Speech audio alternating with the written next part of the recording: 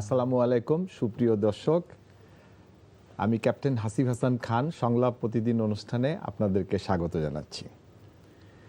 সুপ্রিয় দর্শক, আজ আমরা বাংলাদেশের সবথেকে আলোচিত ঘটনা 1/11 এবং এর বহুমাত্রিক প্রতিক্রিয়া নিয়ে আলোচনা করব।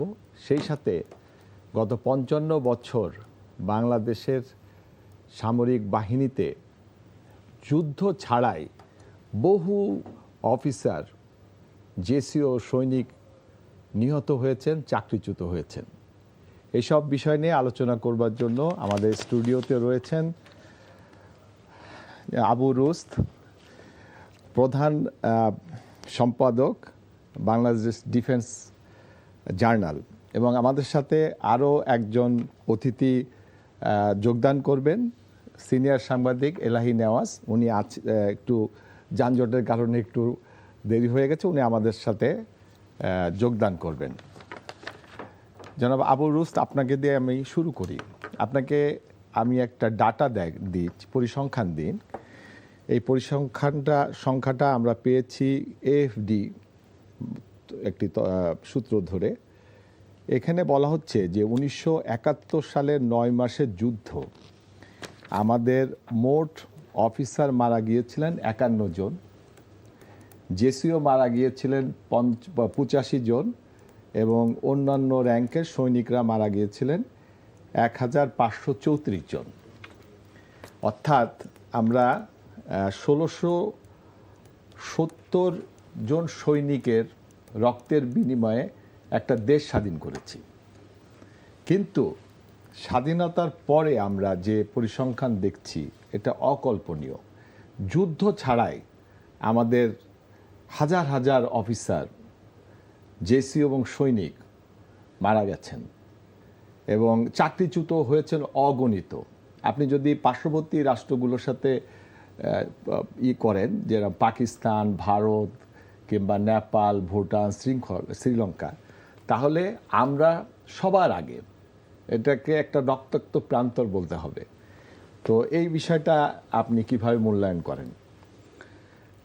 আসলে যুদ্ধ ছাড়া যে আসলে এতজন মারা গেছেন তা কথাটা ঠিক না। আমাদের দেশে তো প্রায় 24 বছরের মতো পার্বত্য চট্টগ্রামে বিচ্ছিন্নতাবাদী বিরোধী একটি মানে অপারেশনস করেছে আমাদের সেনাবাহিনী।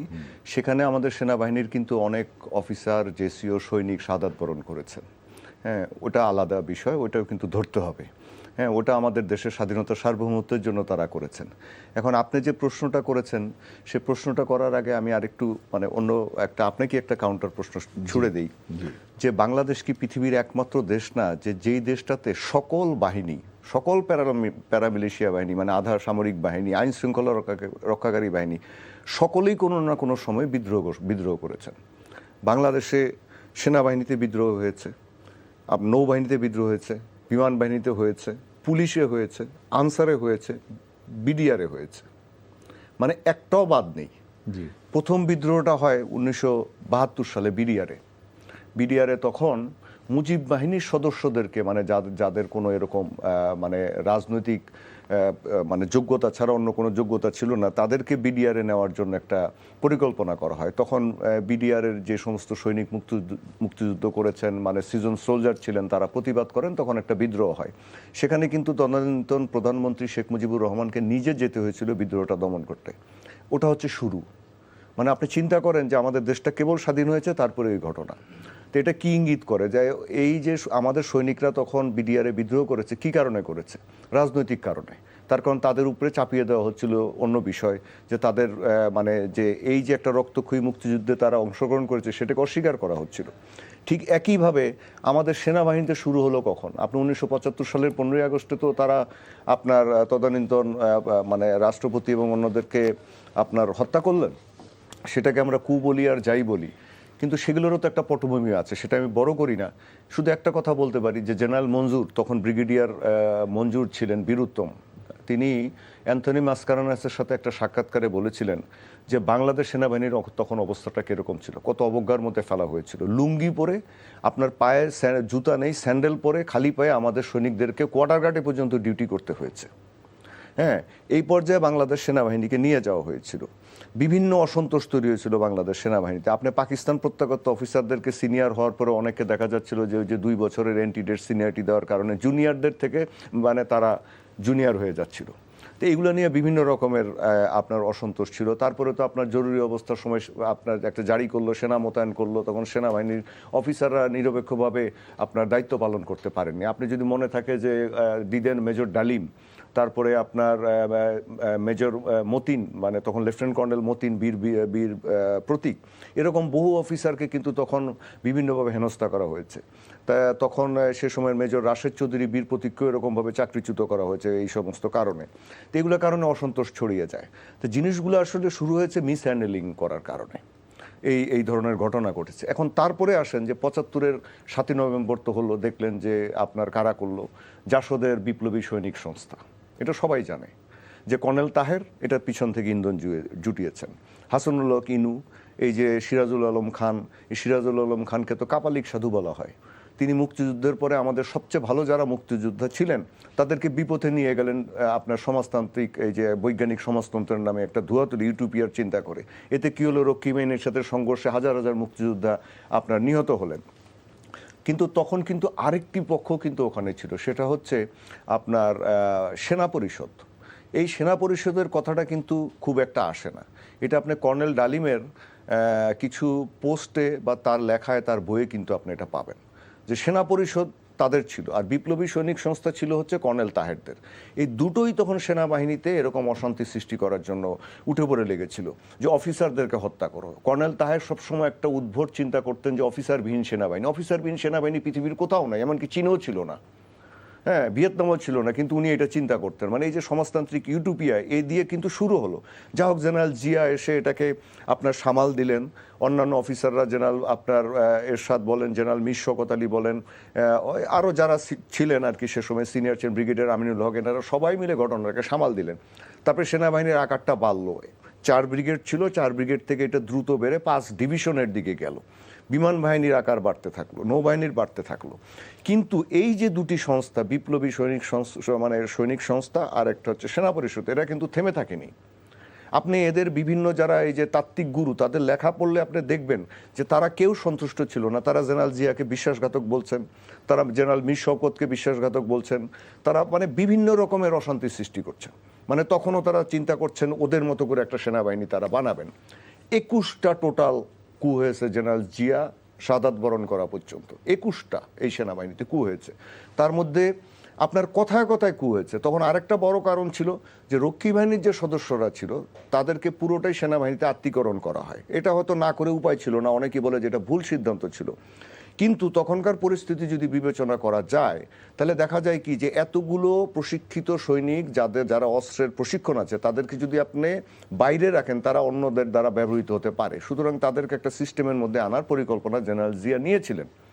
কিন্তু এরাও কিন্তু জেনারেল জিয়াকে শান্তিতে থাকতে দেননি। এখন এই যে ফ্যাকশনগুলো আপনার এই বিপ্লবী সৈনিক সংস্থা, সেনা পরিষদ আর রক্ষী বাহিনী, এই 3টা গ্রুপ, আমি নিজে যখন ক্লাস 7 1977 সালে পড়ি রংপুর রেসিডেন্সিয়াল মডেল স্কুলে, তখন ওখানে 3 সিগন্যাল ব্যাটালিয়ন ছিল। তার কারণ সৈনিকদের তখন থাকার অত বেশি জায়গা ছিল না বলে আমাদের স্কুলে আশ্রয় নিয়েছিল, মানে তাদেরকে থাকতে দেওয়া হয়েছিল। আমরা বিকালবেলা খেলছিলাম ডিসেম্বর মাসে, সে সময় ওই ব্যাটালিয়নটা বিদ্রোহ করে আমাদের সামনে, তারা গোলাগুলি শুরু করে দেয়। আমি নিজের চোখে দেখেছি যে অফিসাররা তাদের ছোট ছোট বাচ্চা, তাদের স্ত্রী মানে সন্তান নিয়ে, একটা খাল ছিল, খালের নিচ দিক দিয়ে ওদিক দিয়ে কোনো মতে তারা পালিয়ে মানে গ্রামে চলে গেছে। মানে বহু কষ্টে এটাকে দমন করা হয়েছে আমার চোখের সামনে। এবং দুঃখ মানে বিস্ময়কর ব্যাপার হচ্ছে আমি ওই ব্যাটালিয়নেই পরে কমিশন লাভ করি 1985 সালে। তো যা হোক, এটা আমার নিজের চোখে একটা আপনার কু দেখা। সেই কুটা কেন হয়েছিল জানেন? সাধারণ একটা বিষয়। সেখানে মানে একজন মানে আপনার অফিসার বেতন দিচ্ছিলেন, লাইনে দাঁড়িয়েছিল সৈনিকরা। তো সেইখানে মনে হয় কিছু একটা নিয়ে হাঙ্গামা হয়েছে, মানে কেন দেরি হচ্ছে বা কিছু একটা নিয়ে। সেখানে এই রক্ষী বাহিনী থেকে আসা কিছু সৈনিক তারা শোরগোল তৈরি করে অফিসারদের বিরুদ্ধে। এটা কিন্তু সিম্পল একটা কারণ, মানে তারা কমান্ড মানছে না আর কি। এরপরে শুরু মানে আপনি যে 21টা তো বিভিন্ন রকমের হয়েছে। কর্নেল ফারুক, যিনি আপনার শেখ মুজিব হত্যাকারীদের একজন, তিনি কাউকে না জানিয়ে চুপ করে এসে ঢাকায় বিমানবন্দরে নেমে এখান থেকে সরাসরি আগের থেকে সব প্রি অ্যারেঞ্জড তৈরি করা ছিল, উনি বগুড়ায় চলে গেলেন। উনি সেখানে গিয়ে তার ওই আপনার ট্যাঙ্ক রেজিমেন্ট নিয়ে বিদ্রোহ করে বসলেন। আপনি চিন্তা করেন, মানে তখন বাংলাদেশের ট্যাঙ্ক রেজিমেন্ট একটা ছিল, সেই ট্যাঙ্ক রেজিমেন্ট, হ্যাঁ ক্যাভালরি যেটা বলতো, সেটা নিয়ে সে বিদ্রোহ করেন, না মনে হয় ল্যান্সার্স ছিল আর কি, তাই সেটা নিয়ে বিদ্রোহ করে বসলেন। এবং সেই বিদ্রোহ দমন করতে জেনারেল জিয়াকে মানে বহু কাঠখড় পোড়াতে হয়েছে। তারপরে তো তাকে আপনার মানে শাস্তির আওতায় আনা হলো, জেলে দেওয়া হলো। এরকম কিন্তু চেষ্টা অনেকেই করেছেন, মানে চুপে চাপে এদিক ওদিক করে করেছেন। এইভাবে 21টা কু হয়েছে, ছোটোখাটো এদিক ওদিক কু হয়েছে। সবচেয়ে বড় ঘটনাটা ঘটে হচ্ছে 1977 সালে। তখন সেপ্টেম্বর মাসের 28 তারিখে জাপান এয়ারলাইন্সের একটা বিমানকে আপনার জাপানের যে রেড আর্মি একটা সন্ত্রাসী সংগঠন ছিল, সেটা হাইজ্যাক করে বাংলাদেশে তেজগাঁ বিমানবন্দরে ল্যান্ড করায় এবং $6 মিলিয়ন সেটার মুক্তিপণ দাবি করে। তো সেটা নিয়ে যখন বিমান বাহিনী প্রধান, অন্যান্য সিনিয়র অফিসাররা বাংলাদেশের তো মানে তারা নেগোসিয়েট করছিলেন, বাংলাদেশের তো তখন মাথা খারাপ যে একটা বিমান এখানে হাইজ্যাক হয়েছে। এই সুযোগটা নিয়ে বিমান বাহিনীতে আপনার অক্টোবরের 2 তারিখে আপনার বিমান সেনারা, সৈনিকরা বিদ্রোহ করে বসলো। এবং তারা আমাদের যত সুপ্রশিক্ষিত ফাইটার পাইলটরা ছিল, যারা পাকিস্তান এয়ারফোর্স থেকে এসেছিলেন বেশিরভাগ, যেমন উইং কমান্ডার রাস মাসুদ সহ এরকম আপনার মানে অর্ধেকের বেশি আমাদের ফাইটার পাইলট মেরে ফেললেন তারা। গ্রুপ ক্যাপ্টেন সাইফুল আজম, যিনি দুনিয়া বিখ্যাত ফাইটার পাইলট, মানে ইসরায়েলের 3টা না 4টা প্লেন ফেলেছেন, উনি আমাকে বলেছিলেন যে ওনাকে মারার জন্য মানে অস্ত্র তাক করেছে। তখন ভাগ্যক্রমে একজন হাবিলদার মানে সার্জেন্ট বলেছিল যে থাক, উনি তো ইসরায়েলের প্লেন ফেলেছেন, ওনাকে মারিস না, উনি কোনোভাবে বেঁচে যায়। তো এভাবে আমাদের বিমান বাহিনীটিকেও তখন প্রায় অকার্যকর করে দিল। এই ঘটনাটা কে ঘটালো? ওই কর্নেল তাহেরদের গোষ্ঠী, ওই বিপ্লবী সৈনিক সংস্থা, ওই জাসদের ওই রেমন্যান্টসগুলো, মানে অবস্থা যারা ছিল আর কি, তারা ঘটালো। তো তখন বাংলাদেশ সরকার তো আর এগুলো নিতে পারছিল না। আপনি ধরেন, এরা বলছে এরা রাজনীতি করে, জাসদ জাতীয় তো মানে সমাজতান্ত্রিক দল, কিন্তু এরা তো এগুলো করছে। তখন জেনারেল জিয়াকে অত্যন্ত কঠোর হতে হয়। কঠোর হওয়ার ফলে জানা মতে যেটা জানা যায় যে 561 জন বিমান সেনার মানে এয়ারম্যানের বিচার হয়। তার কারণ তারা অফিসারদেরকে, তারা আমাদের পাইলটদেরকে হত্যা করেছে ওই ক্রিটিক্যাল সময়ে বাংলাদেশের। আপনি বিচার না করে কি করবেন? কোর্ট মার্শাল করা হয় তাদের। এরকম বিদ্রোহ করলে, আপনি মিলিটারি অফিসার ছিলেন, আপনি এই ধরনের বিদ্রোহ করলে MBMLA মানে আমাদের সামরিক আইনে কি বলে, আপনি তাদেরকে হ্যাং করবেন, আপনি তাদেরকে ওইভাবে সাজা দিবেন, এটা তো সিভিল কোর্টে বিচার হবে না। তো এখানে জীবন গেছে এতজনের। এখন হতে পারে এর থেকে কম বেশি একটু এদিক ওদিক হতে পারে, কিন্তু এদেরকে না করলে তো তখন কোনো শৃঙ্খলা থাকতো না বাংলাদেশ সশস্ত্র বাহিনীর। এদেরকে ছেড়ে দিলে তো আপনি কিছু করার ছিল না। আপনি এখন অনেকেই মায়া কান্না কাঁদে যে কর্নেল তাহের বা এই সমস্ত ইয়েদেরকে মানে কম পানিশমেন্ট দিয়ে ছেড়ে দেওয়া দরকার ছিল। আপনি আমার পুরো সশস্ত্র বাহিনীকে ধ্বংস করে দিতে চাচ্ছেন একটার পর একটা কু করে। আপনাদেরকে কি কেন ক্ষমা করা হবে? আমাদের গেস্ট চলে এসেছেন, এলাহি নেওয়াজ খান। আমরা ইতিমধ্যেই রুশের সাথে আমরা আলাপ করেছি। আপনার কাছে আমরা জানতে চাই যে 1/11 আমরা দেখেছি, এটা ইতিমধ্যে প্রমাণিত হয়েছে যে 1/11 কুশীলবরা বাংলাদেশকে বিরাজনীতিকরণের একটা চেষ্টা করা হয়েছে, যাতে আমাদের দেশের রাজনীতি ক্ষতিগ্রস্ত হয়। তো এই বিরাজনীতিকরণের যে চেষ্টা আমরা 1/11 সময় দেখলাম, তারপরে 1/11 হাত ধরেই শেখ হাসিনা আসলেন, ফ্যাসিস্ট সরকার, এবং 17 বছরে আসলে তারা রাজনীতিটাকে ধ্বংস করার চেষ্টা করেছেন। তাদের নিজের দলটাও ধ্বংস হয়েছেন এবং তাদের বিপক্ষে যে প্রধান বিরোধী দল ছিল সেটাকেও গুম খুন এবং ফাঁসি ইত্যাদি নাটকের মাধ্যমে ব্যাপক ক্ষতিগ্রস্ত হয়েছে। তো এতদিন পর আমরা একটি নতুন অবস্থানে গেছি এবং 5ই আগস্টের এই ছাত্র বিপ্লবের পর একটা নির্বাচন হয়েছে। তো আপনি কি মনে করেন যে আমরা ডেমোক্রেসি দিয়ে আমাদের যে ক্ষতটা তৈরি হয়েছে সেটা কি কতদিনে পূরণ করতে পারবো? আমি একটা জিনিস আমি বলবো, আমি জাস্ট দুটা সময়ের একটা লিঙ্ক তৈরি করে দেবো। সেটা হলো যে জিয়া রহমানের কিলিং, এরপরে এরশাদের সাত্তারকে হসপিটাল থেকে এখানে ভারপ্রাপ্ত প্রেসিডেন্ট করা এবং সাত্তারকে প্রেসিডেন্ট হিসেবে নির্বাচিত করা। পপুলার ভোটে তিনি নির্বাচিত হয়েছেন। 3 মাসের মধ্যে এরশাদ যে অভ্যুত্থান, একটা পপুলার পার্টি ক্ষমতায়, 3 মাসের মধ্যে এরশাদ সেই সরকারকে ফেলে দিয়ে 82 সালের 24শে মার্চ সে ক্ষমতা দখল করছে। এইটা যদি আপনি দেখেন, আপনার কাছে মনে হবে যে একটা পপুলার সরকারকে এভাবে উৎখাত করে ক্ষমতা দখল, এটার পিছনে অভিসন্ধি ছিল। এবং জেনারেল এরশাদ, আপনি জানেন যে এই ভদ্রলোক মূলত আওয়ামী লীগকে, এই ভদ্রলোক আওয়ামী লীগকে পুনর্বাসিত করার দায়িত্ব নিয়েই সেদিন, আপনি যদি ওই সময় বাংলার বাণী দেখেন, যে এক ফোঁটা রক্ত পড়েনি, এবং শেখ হাসিনার যে বক্তব্য সেখানে বলেছিল যে আই এম নট আনহ্যাপি। এগুলি কিন্তু একটা মানে কি বলে সমন্বয়ের মধ্যে দিয়ে ঘটনাটা ঘটছে। এরপরে যে যখন এরশাদের বিরুদ্ধে গণ আন্দোলন হলো, এরশাদের পতন হলো, তখন কিন্তু মোটামুটিভাবে এখানে আওয়ামী লীগ এবং তার যারা থিঙ্ক ট্যাঙ্ক সবাই ধরে নিয়েছিল যে এই নির্বাচনে 91 নির্বাচনে বিএনপি আওয়ামী লীগ নিশ্চিতভাবে ক্ষমতায় যাবে, কিন্তু ক্ষমতায় যায় নাই। বিএনপি সেখানে নির্বাচিত হয়ে সরকার গঠন করছে। এটাই কিন্তু যারা এই পিছনে যারা ছিল, যে কুশলী যারা ছিল আওয়ামী লীগের ক্ষমতায় জানার জন্য, তারা খুব হতাশ হয়েছে। আপনি দেখবেন যে এরপরে ওই পার্লামেন্টে শেখ হাসিনা কিন্তু খুব মানে যাতে পার্লামেন্টকে কখনো যাতে ভালোভাবে চলতে না পারে, যে আমি ঝাঁকি দিয়ে আমি এটা করে সেটা করে আমি এগুলিকে এই পার্লামেন্ট কী করে দেবো, মানে জিওপ্যারাডাইজ করে দেবো, এইরকম একটা ঘটনা কিন্তু সেই পার্লামেন্টকে বেশি দিন টিকতে পারে না। আপনাকে একটা জিনিস দেখেন, আপনি বাংলাদেশে যতগুলি কয়টা ইলেকশন হয়েছে, আমাদের ত্রয়োদশ চলছে না, এ পর্যন্ত কিন্তু কোনোটাই কিন্তু আমার দুইটা, আপনি ধরেন 2001-এর যে ইলেকশন যেটা এইটা, এবং হাসিনার কতগুলি পাতন ইলেকশন 2-3টা ছাড়া কোনো নির্বাচিত সরকার কিন্তু তার টার্ম শেষ করতে পারে না। এবং 96 সালে তখন আমরা বলা হতো যে 3টা পরপর ইলেকশন হলে বাংলাদেশের ডেমোক্রেসি একটা স্থিতিশীল জায়গায় যাবে, কিন্তু পলিটিশিয়ানরাই কিন্তু সেটা করতে দেয় না। 96 সালে যদি আপনার ঠিক মতন পার্লামেন্টটাকে পূর্ণভাবে পালন করতে দেওয়া হতো, তাহলে কিন্তু তৃতীয়টা হয়ে গেলে একটা অবস্থা দাঁড়াইতো। কিন্তু আপনি দেখবেন যে পূর্ণ না হওয়ার আগেই ওই যে আপনার সেই তথ্য বাতাসের দাবিতে এমন অবস্থায় শেষ পর্যন্ত তারা পার্লামেন্ট বয়কট করলো, জামাত সহ সবাই। সুতরাং বেগম জিয়া বাধ্য হয়ে পার্লামেন্ট ভেঙে দিলেন, একটা ইলেকশন করলেন। সেই ইলেকশনের মূল লক্ষ্য ছিল হলো যে পার্লামেন্টে তত্ত্বাবধায়ক সরকারটা সংবিধানের সংশোধন করার জন্য, কারণ ওইটা ছাড়া ওটাকে উপায় ছিল না। এইখানে কিন্তু যেটা হলো যে আওয়ামী লীগ ক্ষমতা আসলো, ধরে নিচ্ছিল আওয়ামী লীগ যে নেক্সট ইলেকশনে তারা বিজয়ী হবে, কিন্তু নেক্সট ইলেকশনে যে 4 দলীয় জোটের যে জোট, এই জোটে যে এইভাবে 2/3 মেজরিটি পেয়ে যাবে ওরা ভাবে নাই।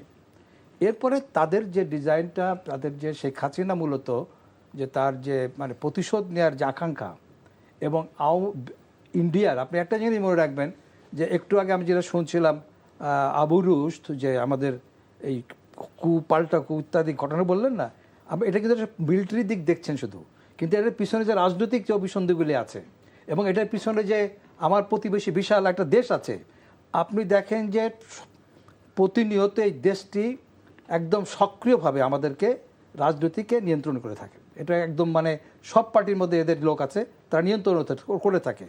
তো এই অবস্থায় হাসিনাকে তাদের মতো করে মানে গত 15 বছর আওয়ামী লীগ কী বলে দিল্লি যেটা মনে করতো যে এই 15 বছরের মধ্যে এত সুন্দর অবস্থা তারা কখনোই ছিল না, যেটা হাসিনার সময় যেটা করা হয়েছে।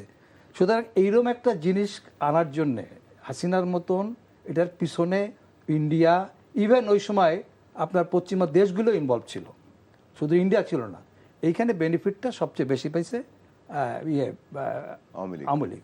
সুতরাং এই যে একদম আপনাকে বলি যে এই 1/11 সম্পূর্ণভাবে আওয়ামী লীগের ক্ষমতা আনার জন্য হয়েছিল। এরা কিন্তু দেখেন, আপনি একটা জিনিস আমি মনে রাখেন যে ওরা কিন্তু যদি দল করতে চাইতো এরশাদের মতন, কিংবা ক্ষমতার ওইভাবে করতে চাইতো, তাহলে কিন্তু তারা জরুরি অবস্থা ঘোষণা করতো, তারা মার্শাল দিত। কারণ জরুরি অবস্থার মধ্যে দিয়ে দল করা যায় না। তারা যদিও ফাঁকতালে কিছু লোক নিয়ে চেষ্টা করেছে, কিন্তু অভিজ্ঞ লোকেরা সবাই বলছে যে এগুলি আই ওয়াশ, তারা দল করবে না। তাদের মূল লক্ষ্য হলো আওয়ামী লীগকে ক্ষমতায় আনছে। আনার পরে যে 15 বছরের যে ফ্যাসিবাদী শাসন, যেটা এই শাসনের জন্য শুধু আপনি আওয়ামী লীগকে দায়ী করলে চলবে না। এখানে আপনাদের যারা ভাইয়েরা যারা আছে, আপনাদের ভাই যারা ছিলেন মিলিটারি ভাইরা, তারা কিন্তু মেজর ভূমিকা পালন করে আসছে, এরা ছিলেন। এখন এই সিচুয়েশনের মধ্যে দিয়ে একটা জিনিস আপনাকে আমি বলি যে রাজনীতি মানে বাংলাদেশকে স্বাধীনতার পর আমাদেরকে একটা স্থিতিশীল সরকার করতে দেয় নাই ইন্ডিয়া কখনোই। হ্যাঁ, এটার জন্য যে ইন্ডিয়াকে একদম দায়ীও করতে পারি না। আমরা যারা স্বাধীনতা যুদ্ধ করেছি, স্বাধীনতার কথা বলি, আমরা কেন ঘুরে দাঁড়াতে পারলাম না একটা সার্বভৌম দেশ হিসাবে? এবং পলিটিশিয়ানদের এই কারণে আমাদের জনগণের মধ্যে একটা রাষ্ট্রের সার্বভৌম ধারণাটাই নাই। জনগণের কাছে আর সার্বভৌম রাষ্ট্রের ধারণাই মনে হচ্ছে যে ম্লান হয়ে গেছে।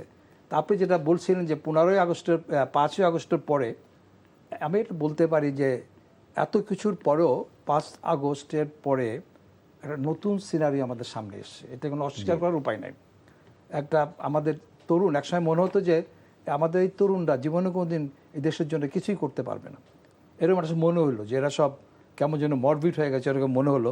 কিন্তু এখন কিন্তু তারা একটা আমাদের মানে কি বলে একটা ইন্সপিরেশন কিন্তু মানুষ জনগণের মধ্যে তারা নিয়ে আসছে।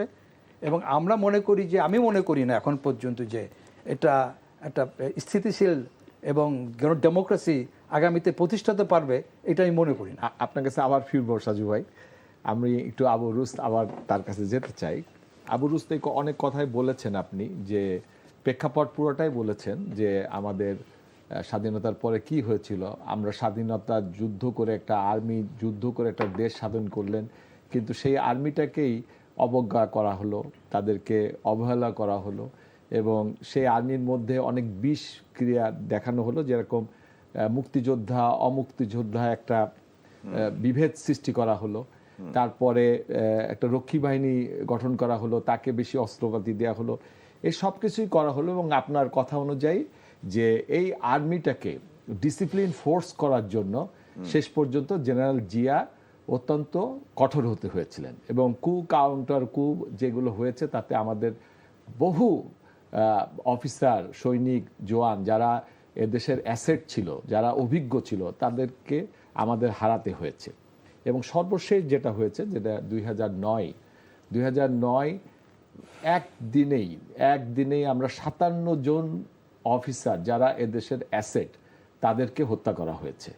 এবং ওই সময় ওই ঘটনায় 74 জন হত্যা হয়েছে, এবং ওই ঘটনায় রেশের পরে প্রায় 18,520 জন সৈনিক চাকরিচ্যুত হয়েছে। তো এই যে বিভিন্ন সময় এবং কাউন্টার কুতে মারা গেছেন, এবং ফলশ্রুতিতে বিচার, ফাঁসিকাষ্ট, ফায়ারিং স্কোয়াড, এই সব কিছুতে রেজাল্টেন্ট হয়েছে যে বাংলাদেশের সেনাবাহিনীর যারা অভিজ্ঞ, সে অভিজ্ঞ লোকদেরকে আমরা হারিয়েছি। আপনি এই যে এত ক্ষতি, এই ক্ষতি বাংলাদেশ সেনাবাহিনী কিভাবে পূরণ করবে বলে আপনি মনে করেন? আচ্ছা, আমি এটা যাওয়ার আগে সাজু ভাইয়ের একটা কথার একটু সাপ্লিমেন্ট করি। সেটা হচ্ছে যে সাজু ভাই বলছিলেন যে আমাদের ভাইরা, মানে আপনার আমি যেহেতু সেনাবাহিনীর, সুতরাং আমাদের সেনাবাহিনীর অফিসাররা বিরাজনীতিকরণ বা 111-এর জিনিসটা করেছে। দুটা জিনিস বাদ গেছে। এটা শুধু সেনাবাহিনীর কিছু কতিপয় লোকজন জড়িত ছিল, সুশীলদের কথা বলেন, সুশীল এবং সংবাদ মাধ্যম। আমি আর সাজু ভাই দুজনই সাংবাদিক, এবং আমি বলি যে সাজু ভাই আমাকে সাংবাদিকতায় এনেছেন, হ্যাঁ, তা নাহলে হয়তো আমি সাংবাদিক হতে পারতাম না। তো এই সুশীল এবং সংবাদ মাধ্যমের একটা, পৃথিবীর কোনো দেশে কোনো সংবাদ মাধ্যম কখনো বিরাজনীতিকরণ বা স্বৈরশাসনের পক্ষ নেয় না, সবসময় মানবাধিকারের পক্ষ নেয়, গণতন্ত্রের পক্ষ নেয়। বাংলাদেশে আমরা এই 2001 থেকে 2006 সাল পর্যন্ত, উনি আর আমি তখন একই দৈনিকে কাজ করি, আমরা দেখেছি যে তারা অব্যাহতভাবে গণতন্ত্রের বিরুদ্ধে, স্বৈরশাসনের পক্ষে বা অন্য ধরনের মানে সেনা সমর্থিত শাসনের পক্ষে কাজ করেছেন। এটা একটা ইউনিক এক্সাম্পল, এবং এটা বাংলাদেশের সাংবাদিকতায় হয়তো এটা একটা আপনার গবেষণার বিষয়, এবং এটা গবেষণা করতে হবে, তা নাহলে এরকম ঘটনা আরো ঘটতে থাকবে। আচ্ছা, এখন আপনার প্রসঙ্গে আসি, যে আমাদের এই যে ক্ষতি হলো, আমাদের অফিসাররা, আমাদের সৈনিকরা, আপনি বলছেন যে এদেরকে বিভিন্ন বিচারের সম্মুখীন হতে হয়েছে। আপনি একটা জিনিস চিন্তা করেন যে বিডিআরের এই যে 57 জন অফিসার শহীদ হলেন, সেখানে কে ছিলেন প্রধান? যিনি ডিজি, মানে ওই বাহিনী প্রধান। আপনি কি কখনো শুনেছেন যে আমাদের কোনো দেশে আশেপাশে যে একজন বাহিনী প্রধানকে তার অধীনস্থ সৈনিকেরা হত্যা করে? তার ডিডিজি যিনি ছিলেন, উপমহাপরিচালক, তাকে হত্যা করে? কখনো আপনি এটা দেখবেন না। পাকিস্তান সেনাবাহিনী মার্শাল ল দেয়, তারা অর্ডার পালন করে, মানে তাদের সেনাপ্রধান যেটা বলছেন সেটাকে ক্যারি ফরওয়ার্ড করে। তা আমাদের এখানে ঘটনাগুলো ঘটছে একটার পর একটা। এই যে বললাম যে 22টা 21টা কু হয়েছেন, 22তম কুতে আপনার জেনারেল জিয়াউর রহমান শাহাদাত বরণ করেছেন, আর কয়দিন পরে তার শাহাদাত বার্ষিকী। আপনি দেখেন এগুলো কিন্তু আমাদের দেশে থেমে থাকেনি। 1996 সালে যখন এই সাজু ভাই যেটা বলছিলেন যে এই যে তত্ত্বাবধায়ক আন্দোলন হচ্ছিল, তারপরে তো আপনার বিচারপতি হাবিবুর রহমান সাহেব আপনার দায়িত্ব নিলেন তত্ত্বাবধায়ক সরকারের, তো তখন তো সব কিছু থেমে যাওয়ার কথা ছিল। কিন্তু তখন তদানীন্তন সেনাপ্রধান জেনারেল নাসিম কেন কু করতে চেয়েছিলেন? এবং উনি তো একলা ছিলেন না, ওনার সাথে আরও কয়েকজন অফিসার ছিলেন। এবং এটা নিয়ে তো তখন বাংলাদেশের জাতীয় নিরাপত্তা প্রায় ধ্বংস হয়ে যাওয়ার মতো অবস্থা উপনীত হয়েছিল। সে সময়ে আপনার কয়েকজন সাহসী সেনা কর্মকর্তা যদি এটা ঠেকিয়ে না দিতেন, তাহলে তো বাংলাদেশে আরেক ঘটনা ঘটতো, তখনই হয়তো 111-এর থেকে বড় ঘটনা ঘটে যেত। তো তখন কি এমন হয়েছিল যে এটা করার দরকার ছিল? আপনি যদি খোঁজেন, ওটার পিছনেও এই সংবাদ মাধ্যম সুশীল শ্রেণীর একাংশের ভূমিকা ছিল। তার কারণ আমি আর সাজু ভাই এগুলার সাথে অনেক লিখেছি এবং কাজ করেছি, আমরা জানি। তো এই যে পিছন থেকে ইন্ধন দেওয়া, এটা কিন্তু আমাদের লক্ষ্য রাখতে হবে।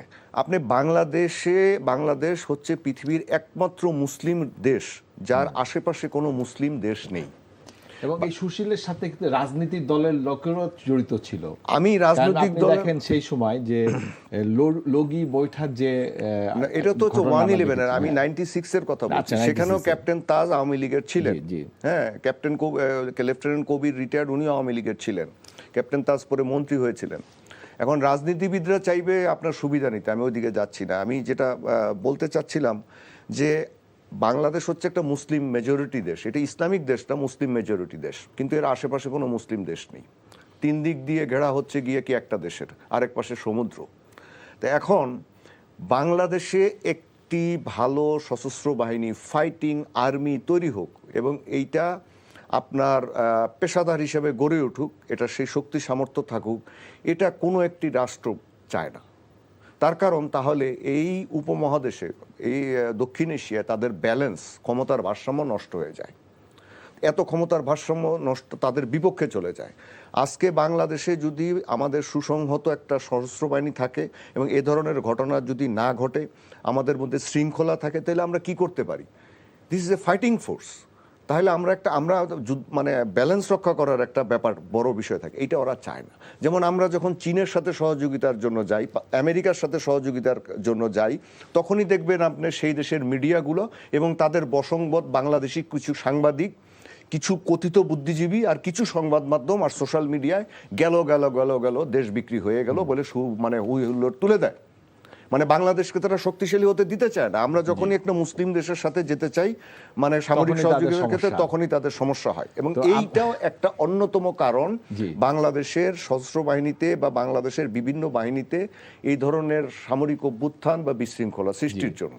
এলাইনে সাজু, আপনি শুনছিলেন আবু রুস্তকে, আপনিও এই বিষয়ে অনেক অভিজ্ঞ, আপনি কিছু আমি মানে যুক্ত করতে চাই এটা যে রুস্ত চমৎকার একটা বলছে যে এটা 72 সালে বুঝি বিডিআরের বিদ্রোহ হলো না, ইতিহাসে খুব অদ্ভুত ঘটনা যে শেখ সাহেবের সময় বিদ্রোহ হয়েছে, আবার ওনার কন্যার সময়ে আবার একইভাবে বিডিআর বিদ্রোহ হয়েছে।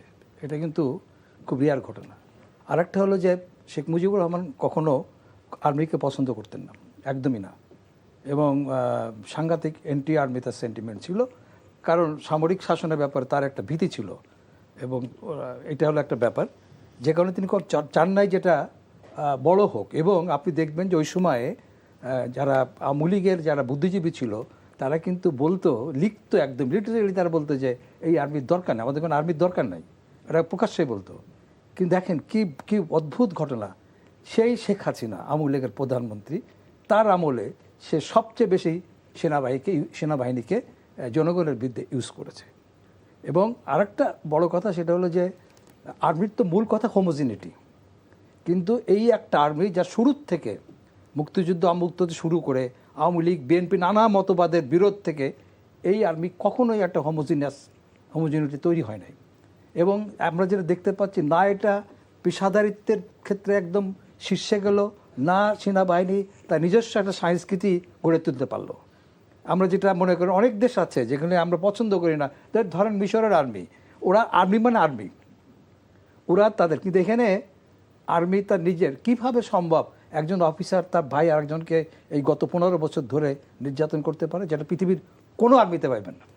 কারণ এখানে এই সেনাবাহিনী না একটা প্রফেশনাল বাহিনীতে এখন পর্যন্ত মানে উন্নতি হলো, না এরা নিজেদের একটা সাংস্কৃতিক শক্ত মানদণ্ড তৈরি করতে পারলো। সাজু ভাই, এটা কিন্তু হয়েছে, আপনার কথা আমি একটু দ্বিমত করি। তার কারণ আমাদের যে, আপনি তো হিল ট্র্যাক্সে আমার থেকে বেশি রিপোর্ট করেছেন, মানে আমাদের সশস্ত্র বাহিনী যেভাবে পার্বত্য চট্টগ্রামে 24 বছর যুদ্ধ করেছে, কাউন্টার ইনসার্জেন্সি অপারেশন পৃথিবীর মাত্র 3টা আছে সফল বলা হয়। একটা হচ্ছে মালয়েশিয়ারটা, একটা হচ্ছে বাংলাদেশেরটা, আর একটা হচ্ছে শ্রীলঙ্কারটা। তা আমাদের আর্মি কিন্তু তখন খুব ভালোভাবে যুদ্ধ করেছে এবং মানে আমাদের সেই কোহেশনটা ছিল, আমাদের জীবন দিয়েছে। কিন্তু প্রবলেম আপনি যেটা বলছেন আপনার ক্ষোভের কথাটা, সেটা হচ্ছে আসলে এই যে মানে 2009 সালের সময় থেকে বা তার আগের থেকে এই একটা দেশ যেভাবে অনুপ্রবেশ করেছে, তাদের লক্ষ্যই হচ্ছে আমাদের সশস্ত্র বাহিনীটাকে টার্গেট, মানে লক্ষ্য হচ্ছে আমাদের সশস্ত্র বাহিনী। তাদের লক্ষ্য কিন্তু আমাদের রাজনীতি না, তাদের লক্ষ্য আমাদের সশস্ত্র বাহিনী। এটার সাইডে তারা নিয়ে আসে সংস্কৃতি দিয়ে গুঁতো দেয়, সাংস্কৃতিক জগৎ দিয়ে গুঁতো দেয়, সংবাদ মাধ্যম দিয়ে গুঁতো দেয়, বুদ্ধিবৃত্তিক খাত দিয়ে গুঁতো দেয়, সুশীল শ্রেণী দিয়ে গুঁতো দেয়। এখন আমাদের সশস্ত্র বাহিনী পড়ে গেছে একটা মানে চিপার মধ্যে। সেই সময় বলতে পারেন যে তারা তো রাজনৈতিক কমান্ড তখন মেনেছে 1/11-এর পরে, তাদের সামনে তো আর কোনো উপায় ছিল না, কারণ জেনারেল মঈন যেটা করে গেছেন সেনাপ্রধানের কমান্ড মানতে হয়। এটা মানে এটা মানে ব্যাখ্যার বাইরে আর কি। সাজু ভাই, ওর সাথে আমি আরেকটু যোগ দিতে চাই, আমিও সেনাবাহিনীর। আপনি দেখেন যে 1/11-এর যে ঘটনাগুলোর পরে আমাদের সেনাবাহিনী কিন্তু এটা রিয়েলাইজ করেছে, যার কারণে এইবার 5ই আগস্টে যখন সেনাবাহিনী ছিল তখন কিন্তু আমরা স্লোগান দিয়েছি, এই মুহূর্তে দরকার সেনাবাহিনীর সরকার। এই স্লোগান কিন্তু আমরা দিয়েছি এবং অনেকে কিন্তু উস্কিয়েছে সেনাবাহিনীকে ক্ষমতায় আনার জন্য, কিন্তু সেনাবাহিনী কিন্তু সিদ্ধান্ত নিয়েছে যে তারা ক্ষমতায় আসেননি। ইচ্ছা করলেই কিন্তু সুশীল সমাজরা ছিল, অনেকেই তখন স্লোগান দিচ্ছে, আপনি দেখেছেন যে স্লোগান দেওয়া হচ্ছে যে এই মুহূর্তে দরকার সেনাবাহিনী সরকার।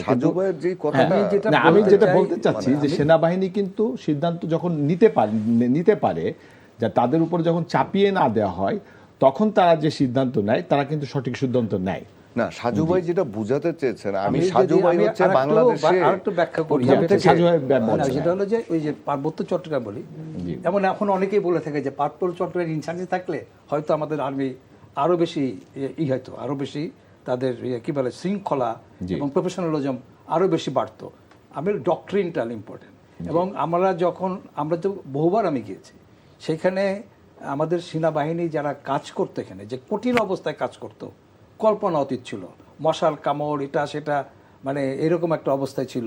বিদ্যুৎ ছিল না, অনেক পরে না আপনার গেছে এই যে কি বলে এই যে ইলেকট্রিসিটি না, অনেক ডিপ ইয়েতে ওই যে সোলার প্যানেল দিয়ে তারা কোনো রকম চলতো।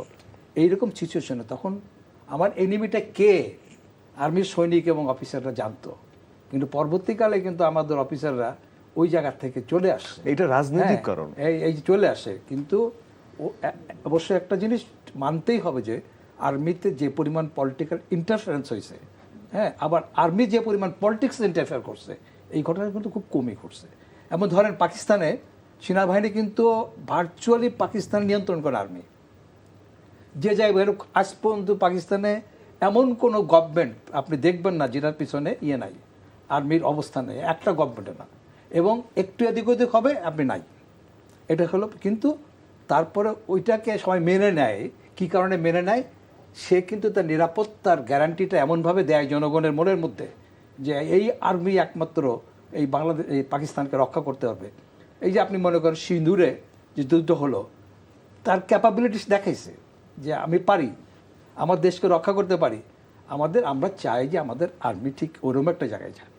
আমি একটু বলি, মানে সাজু ভাই বাংলাদেশের মানে যখন সাংবাদিকতা এসছেন সেই 70 দশকে, তখন থেকে সশস্ত্র বাহিনীর মানে জন্য যে দরদ দিয়ে যে সমস্ত রিপোর্ট করেছেন, এইটা নতুন প্রজন্ম জানে না। আমরা যখন সাংবাদিকতা এসছি ওনাদের রিপোর্ট পড়েই কিন্তু আমরা বড় হয়েছি, তারপরে এসছি।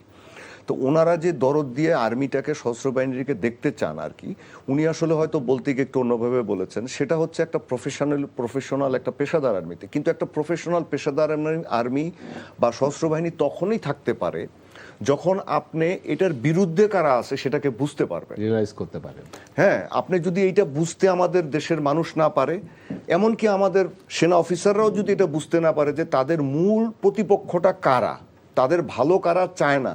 যেমন ধরেন এই যে বিডিআর যে অফিসাররা শাহাদাত বরণ করেছেন, তারপরে তো আমাদের সবার বোঝা দরকার যে কারা এই ঘটনাগুলো ঘটাতে পারে, কারা বাংলাদেশের সেনাবাহিনী চায় না। আমি যখন সেনাবাহিনী থেকে অবসর নেওয়ার পরে এলপিআর শেষের পর আমার প্রথম লেখাটি লিখেছিলাম সশস্ত্র বাহিনী কেন প্রয়োজন। কেন লিখেছিলাম জানেন? বাংলাদেশের একজন তথাকথিত নমস্য বুদ্ধিজীবী লিখেছিলেন যে বাংলাদেশে সেনাবাহিনীর প্রয়োজন নেই, এটা খালি বসে বসে খায়। অনেকবার লেখা হয়েছে। হ্যাঁ, এটা লেখা হয়েছিল, তখন আমি সেটার প্রতিবাদে ওই লেখাটা লিখেছিলাম, সেটা দিয়ে আমার সাংবাদিকতা শুরু। তো এখন এটা আমাদের সশস্ত্র বাহিনীকেও বুঝতে হবে যে কারা চায় না, কারা চায়, কোথার থেকে তাদের উপরে আঘাতগুলো আসবে এবং জনগণ কি চায়। এখানে এইটা এবার আপনি যেটা বলেছেন যে 5 আগস্টের পরে বা তার আগ পর্যন্ত বাংলাদেশ সেনাবাহিনী অত্যন্ত ম্যাচিউরড ভূমিকা পালন করেছে। এখন আপনি আমাদের সেনাবাহিনীকে যদি রাজনীতিকরণের বাইরে রাখেন, তাদেরকে পেশাদারভাবে চলতে দেন, তাহলে দেখবেন কয়েক বছরের মধ্যে এটা ঠিক হয়ে যাওয়া মানে যাবে। কিন্তু আপনি পেরিমিটার ঠিক করতে হবে যে বাহির থেকে যাতে আঘাতগুলো না আসে, এই যে এইসব খাত থেকে। এটা আমাদের সিভিলিয়ানদেরও যেমন বোঝার ব্যাপার আছে, সংবাদকর্মীদেরও বোঝার যেমন ব্যাপার আছে, আমাদের সশস্ত্র বাহিনীরও একইভাবে বুঝতে হবে। যদি তারা না বোঝে, আমরা শুধু সাপ্লিমেন্ট করে, আমরা তাদেরকে সহায়তা করে লিখে বা অন্যান্য জায়গায় সহায়তা করে কিছু করতে পারবো না। একটা ব্যাপার তো খুব পরিষ্কার, যেমন বিডিআর এর ব্যাপারটা, জি, এটার ভিতরে বাইরের দেশে কারা ছিল এটা তো মোটামুটি ভাবে আমরা অনেকেই জানি, কিন্তু এখনো পর্যন্ত এই ব্যাপারে আমি জানি না এখনকার যে গভর্নমেন্ট তারা কি করবেন। এবং এ ব্যাপারে আর মনে হয় যে মিলিটারি থেকে চাপ থাকা উচিত ছিল। সঞ্জয় ভাই, আমাদের দেশে এই 17 বছরে আমাদের দেশের থেকে বহু টাকা পাচার হয়েছে, মূলধন পাচার হয়েছে।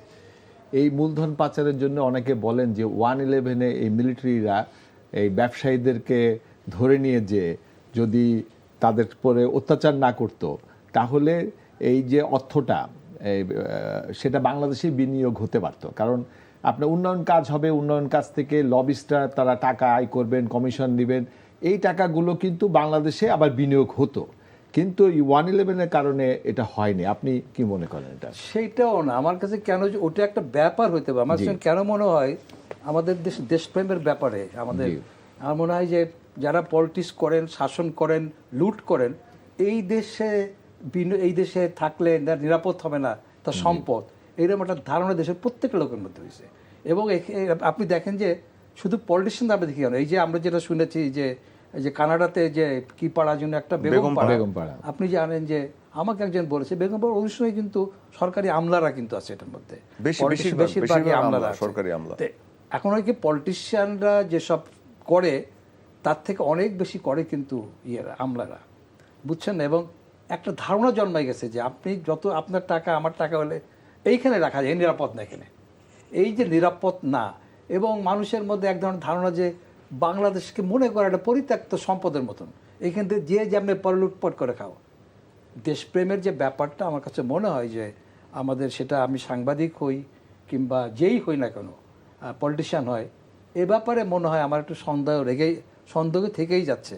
এবং ওই পশ্চিমবাংলার খুব বিখ্যাত লেখক নিরচ্ছিদ চৌধুরীর সেই আত্মঘাতী বাঙালি যদি কেউ পড়ে, তাহলে মনে হয় যে আমাদের দেশের লোকদের, রাজনীতিবিদ, পুরা সমাজ দেখলে মনে হয় যে একদম অসম্ভব চমৎকার মূল্যায়ন তিনি করে গেছেন। সেই ওনার ওই বইটা বেরোচ্ছে 67 সালে, তখনই কিন্তু। এবং একইভাবে রুশ জানে যে আমাদের সেই ব্রিটিশ জেনারেলরা কত আগে বাঙালি সম্পর্কে লর্ড ম্যাকলে যে বক্তব্য দিয়ে গেছে, মন্তব্য, সেইখানে আপনি মনে হয় যে কখনো কখনো এর হতাশা কিনা আমার জানি না, কখনো কখনো যদি মনে হয় যে আমাদের দেশকে যদি বলা হয় যে অমন একটা উন্নত জায়গা আছে, তোমাদের ওইখানে নিয়ে যাওয়া হবে, মনে সব চলে যাবে। এবং যারা দেশের কথা বলে লুট করেছে, বুঝছেন নাকি, হ্যাঁ, তাদেরকেও যদি বলেন, মানে এই দেশ প্রেম দেখায়, মুক্তিযুদ্ধ অমুক্তিযুদ্ধ দেখায়, তাদেরকেও বলেন যে তোমাদেরকে যদি আমরা আমেরিকা শিফট করি তোমরা যাবা, হ্যাঁ চলে যাবে, দেশে থাকবে না। তো এইরকম একটা মেন্টালিটি কিন্তু সবাই, যে এই দেশকে যারা ওন করে এবং ওন করে মানুষ হত্যা করে, যে এই লোক স্বাধীনতা বিরোধী, হত্যা করে, তাকেও যদি বলেন অপশন দেন, ও চলে যাবে। কিন্তু এই হলো আমাদের মানসিকতা। তো এর থেকে বেরিয়ে আসতে গেলে আমাদের আসলে একজন লিডার দরকার। সব জায়গায় পৃথিবীতে একজন নেতাই তো, তার চারপাশে কিছু লোক মিলে দেশকে মানে আমি জনগণকে তো ইন্সপায়ার করতে হবে। আমরা তো প্রতিনিয়ত জনগণকে হতাশার মধ্যে নিয়ে যাই। এই যে ঘটনাগুলি কিন্তু ঘটে, লিডার হলে তো আমরা আবার তাকে মেরেও ফেলি। জেনারেল জিয়া তো ওরকম একটা লিডার এসেছে। জেনারেল জিয়াতে ঠিক আমরা মারি নাই। জেনারেল জিয়া আমরা হলো হিসাবে ব্যবহৃত হয়েছি, এবং ও তো মানে আবু রুস তো জানে যে এরা জি। মানে কোথা থেকে অনেক কিছু আছে বুঝছেন, যেগুলি আমরা হয়তো এখন অনেক ঘটনা যেগুলি হয়তো প্রকাশ্যে বলতে পারছি না। হ্যাঁ, বললে হয়তো একসময় যাদেরকে মনে হয়তো হিরো, দেখবেন যে এগুলি জিরো হয়ে গেছে। তা যে যেমনি আছে থাকুক, কিন্তু আমরা যে বাংলাদেশটাকে আমরা চাই যে সত্যিকার অর্থে একটা ডেমোক্রেটিক গভর্নমেন্ট। আপনি পৃথিবীতে আমার জানা মতে যতগুলি সিস্টেম আছে তার কাছে আমার কাছে এখন পর্যন্ত মনে হয় যে গণতান্ত্রিক ব্যবস্থায় সেরা ব্যবস্থা। একটা রাষ্ট্র, আজকে রাষ্ট্র যদি এই জায়গায় যেত না, মানুষজন হতাশায় ভুগতো না, আপনি কোনো অবস্থাতে ব্রেন ড্রেন থামাতে পারছেন না, পারবেনও না। কারণ এই দেশকে নিয়ে যদি মানুষ স্বপ্নটা দেখতে পারে, একটা যুবক এই দেশে আমি থাকবো, এই দেশে আমি ভালো জীবিকা অর্জন করব, এই স্বপ্ন যতক্ষণ না দেখতে পাচ্ছে তখন পর্যন্ত এই ব্রেন ড্রেন আপনি থামাতে পারবেন না। সুতরাং রাজনীতিবিদদেরকেই দিতে হবে। আমরা যে এই দেখেন এই পার্লামেন্ট কতদিন চললো প্রায়, মানে আবু রুস, আমরা একবার অনুষ্ঠানের শেষে আপনি কিছু বলতে চান কিনা? খুব একেবারেই শেষে আমরা না, মানে সাজু ভাই তো বলে দিয়েছেন। আসলে বাংলাদেশের মানুষকে একটা জিনিস বুঝতে হবে, এটা শুধুমাত্র যে রাজনীতিবিদদের দায়িত্ব, এটা যে শুধু সেনাবাহিনীর দায়িত্ব, পুলিশের দায়িত্ব আপনার তা না। বাংলাদেশের মানুষকেও বুঝতে হবে যে দেশটা তাদেরও কিছু দায়িত্ব আছে। রাস্তা দিয়ে কিভাবে পার হতে হবে সেখানে তারও দায়িত্ব আছে, শুধু গাড়িওয়ালার দায়িত্ব না। আপনার তারা যদি নিজেরা গণতন্ত্র না চান, গণতন্ত্র না বোঝেন, তাহলে রাজনীতিবিদরাও তাদেরকে অসংখ্য ধন্যবাদ আপনাদের দুজনকে। সুপ্রিয় দর্শক, আমরা আলোচনা করলাম, অত্যন্ত গুরুত্বপূর্ণ আলোচনা। এই বিষয় নিয়ে আরও আলোচনা প্রয়োজন। তো আজকে আমরা যেটা দেখলাম এবং আলোচকদের ভিতর থেকে যেটা বেরিয়ে আসলো, যে গণতন্ত্রই হলো আমাদের রাষ্ট্রের সবথেকে উপযুক্ত উপায়। কিন্তু এই গণতন্ত্রকে প্রতিষ্ঠিত করবার পথে আমরা দেশি বিদেশি শক্তির দ্বারা সবসময় বাধাগ্রস্ত হচ্ছি। এইখান থেকে উত্তরণের জন্য আমাদের একজন ভালো নেতার প্রয়োজন। আমরা আশা করি যে সেরকম নেতার নেতৃত্বে দেশ এগিয়ে যাবে। আজকে এই পর্বে এখানে আমরা শেষ করছি। আগামীতে আবারও আপনাদের সাথে দেখা হবে নতুন পর্বে। ততদিন ভালো থাকবেন, সুস্থ থাকবেন, এনটিভির সাথেই থাকবেন। আসসালামু আলাইকুম।